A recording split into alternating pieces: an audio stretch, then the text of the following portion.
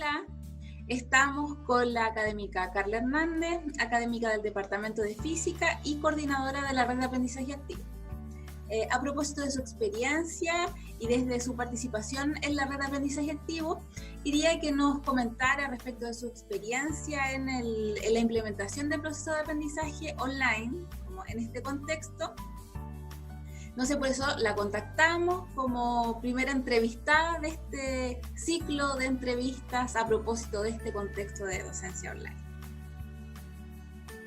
Así que, Carla, vamos a empezar con la primera pregunta. A propósito de este contexto, ¿qué innovaciones has implementado para facilitar el aprendizaje en esta nueva modalidad online? Bien, ante todo, gracias por la invitación a esta conversación, que espero, ¿cierto?, se replique durante todo el semestre con muchos docentes más. Me parece un espacio súper valioso dentro de la universidad. Respecto a la pregunta sobre las innovaciones que he implementado, bueno, llevamos poquito tiempo, ¿cierto?, de docencia en línea, pero creo que ha sido un desafío el poder traer a este contexto, el implementar las clases con este modelo de aula invertida que yo ya venía trabajando hace algunos años, ¿ya? Y que este modelo de aula invertida en las clases presenciales era el que me permitía realizar actividades de aprendizaje activo, que es realmente lo que yo más trabajo. Y habían sido años de ir mejorando y perfeccionando, ¿cierto?, las clases presenciales en ese sentido. Entonces, ahora que las clases son virtuales, claro, ha sido un desafío poder transformar ese mismo modelo a este otro escenario. Creo que lo de invertir el aula, como se suele decir, siempre se entendió como aquello que el estudiante hacía dentro y fuera del aula. Pero en este caso ya no hay un aula, ¿cierto?, como espacio físico. Entonces, el modelo en realidad era necesario transformarlo, y esa es la innovación que he estado haciendo este tiempo, transformarlo en aquello que el estudiante puede hacer de forma sincrónica y asincrónica, o bien antes y durante la clase, ¿cierto?, con o sin el docente presente, y en ese sentido, entonces, en el actual contexto de clases virtuales, para mí la clave ha sido poder diseñar las clases desde la perspectiva de lo que el estudiante puede hacer. Es decir, o sea, siempre poniendo en el centro el proceso que debe llevar a cabo el estudiante, que creo que es la clave, ¿cierto?, que hemos de alguna manera desde la red también que hemos querido potenciar, ¿no? Entender que la docencia virtual debe seguir siendo centrada en el estudiante y no en el docente. Súper. Bueno, ahí tú nos comentas algo clave que tiene que ver con contextualizar un poco tu práctica pedagógica a este nuevo contexto, y en ese sentido como que el principal foco que tú consideras para tomar estas decisiones pedagógicas es el estudiante. En ese contexto, ¿cómo lo han recibido tus estudiantes? ¿Cómo ha sido la recepción? Sí, yo he percibido una actitud muy favorable de parte de ellos hacia el aprendizaje en sí. Tenía cierto temor a que más bien hubiese una especie de rechazo hacia lo que es las clases virtuales en general. Y desde la clase 1, desde la semana de prueba, noté que llegaron con mucho entusiasmo, con mucha expectativa también, ¿no?, de saber cómo iba a llevarse a cabo este proceso, si iba a resultar o no. Creo que teníamos en ese sentido dudas compartidas, ¿ya? Algunos temores compartidos. Y sin embargo, bueno, he percibido, como decía, una actitud muy favorable hacia lo que es el aprendizaje en sí, para poder participar de las actividades que les he ido proponiendo. Les han parecido innovadoras porque ellos creían que estas clases en línea iban a ser solo expositivas, o sea, de que ellos se iban a sentar frente al compu, ¿cierto?, y habría un docente que iba a estar exponiendo durante todo el tiempo que duraba la clase, y lo que han visto y se han encontrado, digamos, con esta posibilidad de hacer clases distintas, aún en estos contextos, ¿no? Entonces creo que los estudiantes han valorado este tiempo de clase que tenemos como una instancia también de encuentro entre ellos, ¿no? Es una instancia de encuentro con sus pares, que los saca un poco de la rutina diaria dentro de los hogares, y creo que en ese sentido también se transforma en un espacio clave para poder conocerles mejor. Como tú decías antes, ¿cierto? El contexto está presente, entonces las clases son también un espacio para que entre ellos se conozcan mejor y nosotros también los podamos conocer a ellos. Gracias. No, ahí tú comentas, yo creo, uno de los nudos críticos que nosotros podemos tener en la realización de docencia online, que tiene que ver con la participación. Cuando uno hace clases presenciales, claramente puede notar ciertos signos del aprendizaje. Sin embargo, ahora muchos de ellos no prenden sus cámaras, es decir, como que cuesta más, y ahí uno debe intencionar la participación de forma más clara. Aparte de la participación, ¿qué otros nudos críticos o problemáticas pudiésemos tener en este contexto de clases online?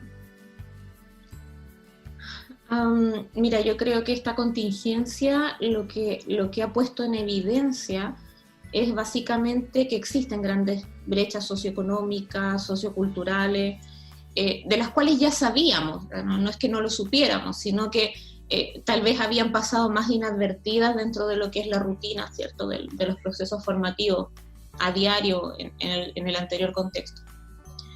Cosas como, por ejemplo, el rol de la mujer en la casa. ¿Ya?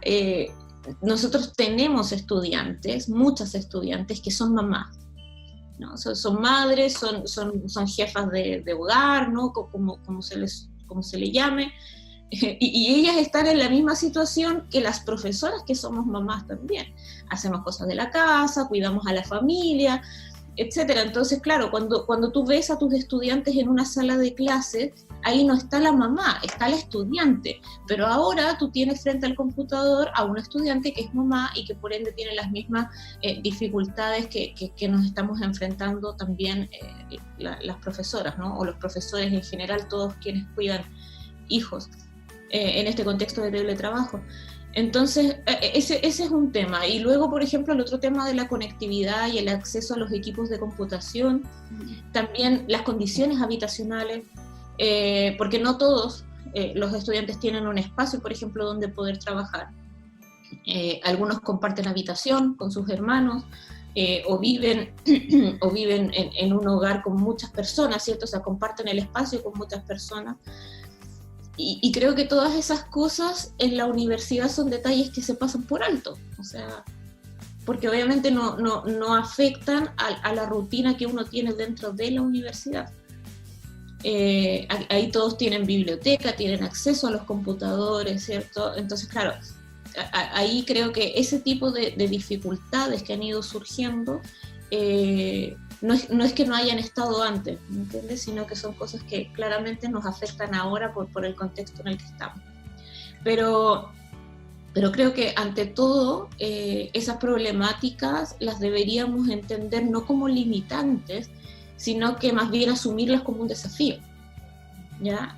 Un desafío que pudiéramos llevar a cabo entre todos, digamos, colaborando y de la mejor manera posible. O sea, estoy pensando de verlo desde un punto de vista más positivo. ¿Cómo abordamos este desafío de la virtualidad como una oportunidad, ¿cierto? A pesar de estas dificultades, y creo que es una oportunidad para que como docentes reflexionemos también sobre nuestra propia práctica.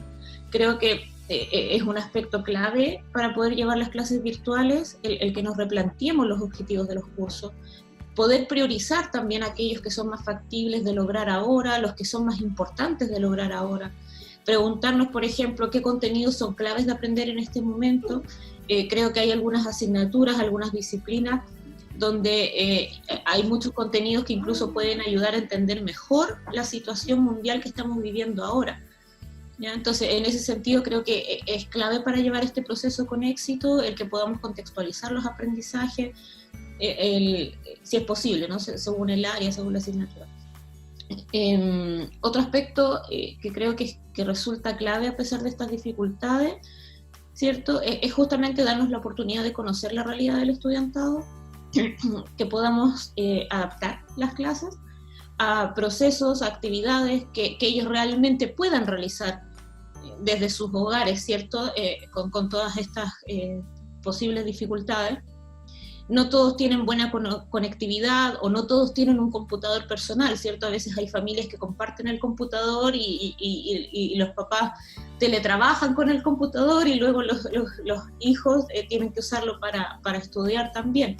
Entonces podemos hacer cosas como, no sé, flexibilizar, por ejemplo, los plazos de entrega de las actividades, diversificar el tipo de actividades que ellos pueden hacer desde sus hogares.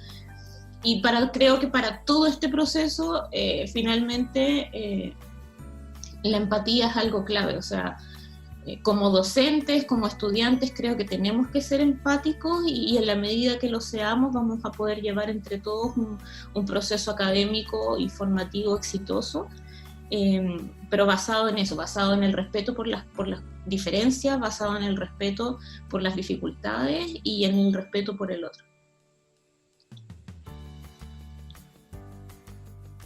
Bueno, ahí sin duda en este contexto de pandemia, al fin y al cabo se agudizan las contradicciones que vemos a nivel político, a nivel social, a nivel económico, que a nivel país permean el sistema de educación superior. Por tanto, la invitación un poco es a reflexionar sobre su práctica pedagógica, ser adaptables, identificar brechas de género, a lo mejor hacer hincapié en ciertos aspectos de nuestra docencia que generalmente no visibilizamos. En ese contexto, Carla, te doy las gracias por esta entrevista. Vamos a estar realizando diversas actividades desde la red de aprendizaje activo. Los dejamos a todos y a todas invitadas a seguir las entrevistas y también a participar en las actividades que regularmente está haciendo la red, ¿ya? Así que muchas gracias. Gracias, Rocío, por la invitación y por la conversación, y éxito para todas y todos. Ok.